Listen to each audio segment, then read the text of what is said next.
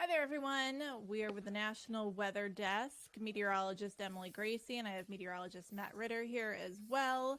And we're here to give you a little update. 2 p.m. update came in from the National Hurricane Center a short time ago about, of course, everybody's talking about Hurricane Idalia, and it's getting closer and closer to Florida. In fact, those bands are starting to reach Florida. So we're going to share some info with you here this afternoon so that you can be nice and prepared. Matt, it's been a little bit of a crazy day. Look at this. I mean, the storm is still, hundreds of miles offshore, and these outer bands are already bringing tornadoes to the west coast of Florida. Tornado warnings already posted for the Naples area. Wow.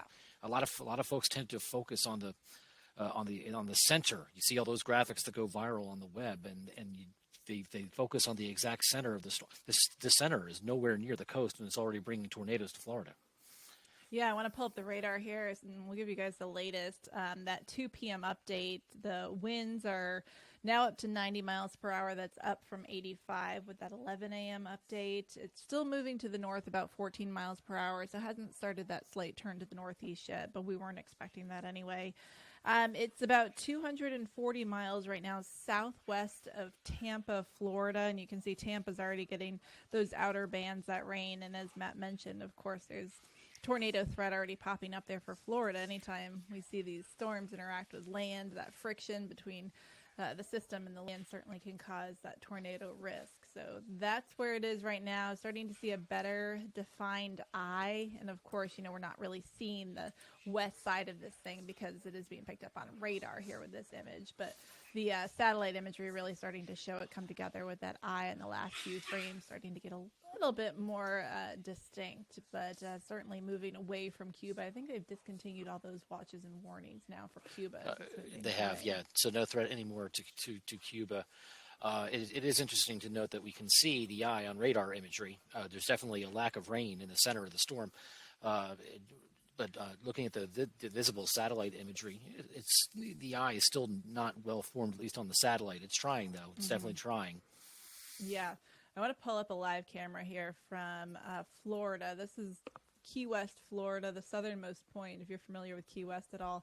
And we've seen people have been out there all day kind of getting close to the edge of the water, and I keep seeing them getting hit with waves. So certainly they're getting smacked there left and right with those waves. Not exactly safe to be out there, but you can see on that radar, Key West certainly getting their share of those bands coming through already.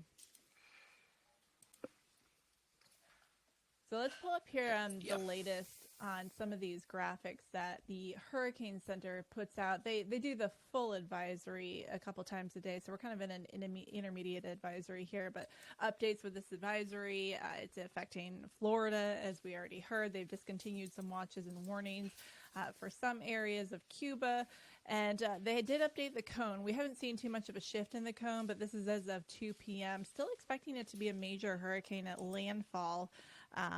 And as you can see right there, the M, major hurricane, that's category 3 or above. And they're saying likely a category 3, strong category 3, close to that category 4 status. But of course, we always encourage everybody to focus a little bit more on the impacts and that exact location, because as you heard, there's already impacts being felt across that west coast of Florida.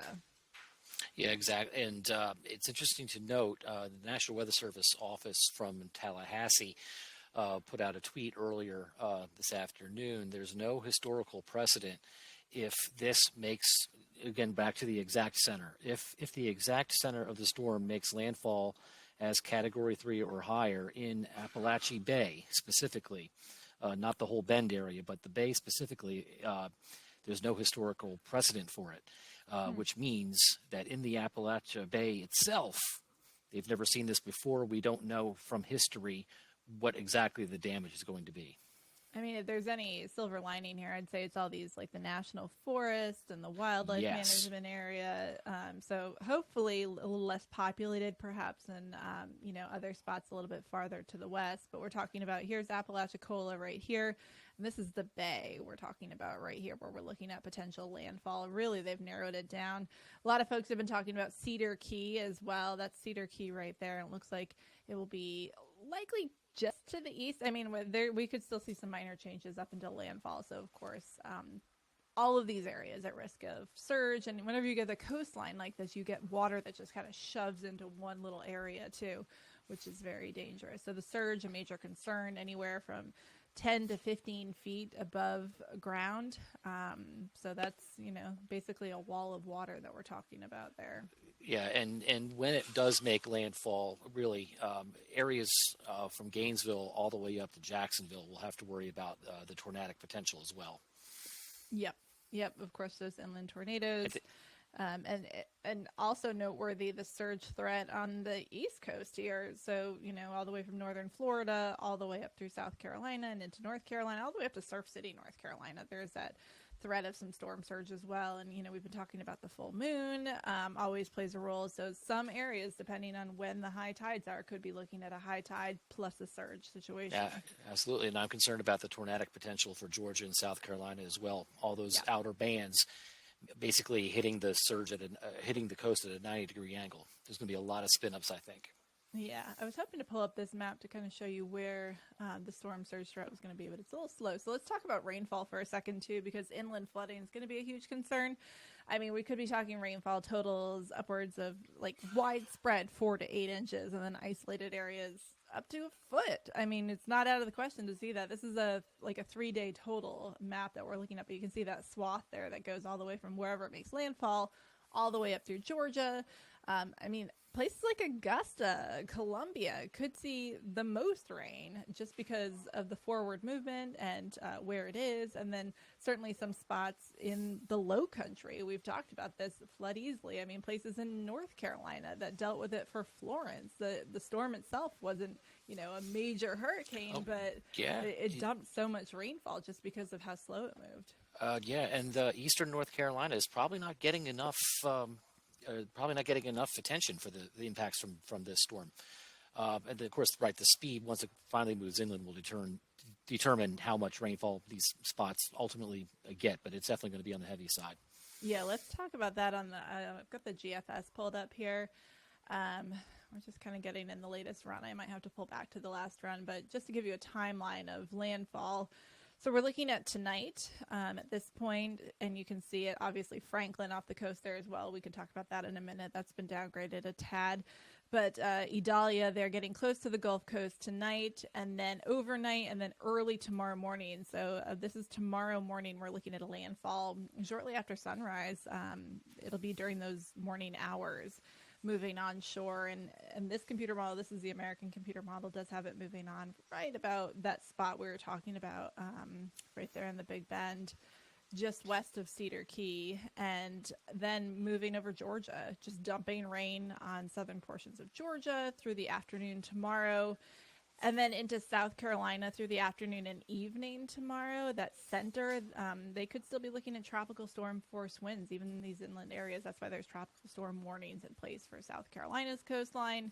And then the funny part, Matt, and if you look at the latest cone, which I want to go back to, that little bubble there at the end, that always indicates either very much slowing down or kind of just coming to a halt whenever we see that big bubble at the end of the cone. And that's kind of what we're looking at here in the computer model. It's just it also means there's a lot more uncertainty now past that certain time period. Mm-hmm.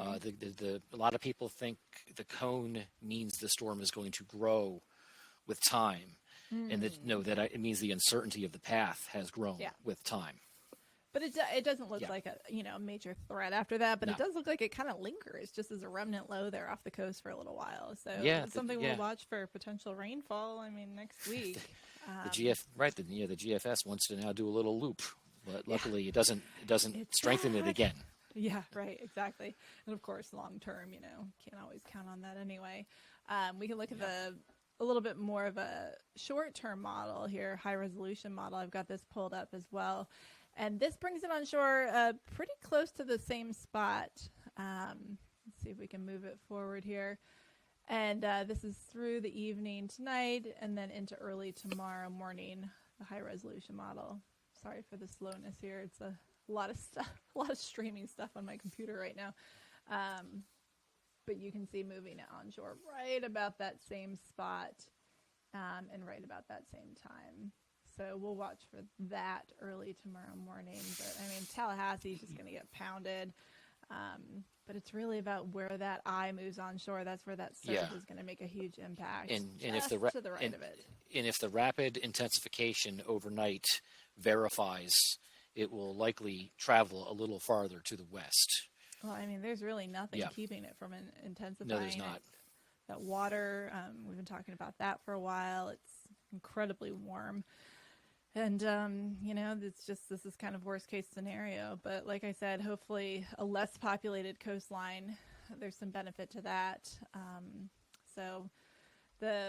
They always put out their key messages, the Hurricane Center does, and it's important to look at these always as the major threats, the major impacts. Of course, storm surge is always the big one.